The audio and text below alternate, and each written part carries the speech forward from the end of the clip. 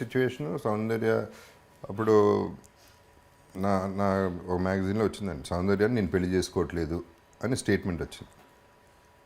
అది నేను కరెక్ట్ అనిపిస్తలే. అంటే ఒకప్పుడు నేను చేసుకుందాం అనుకున్నానా, ఏం చెప్తున్నాడు, తర్వాత మనసు మార్చుకున్నానా, ఏంటి, what are they trying. This was long back.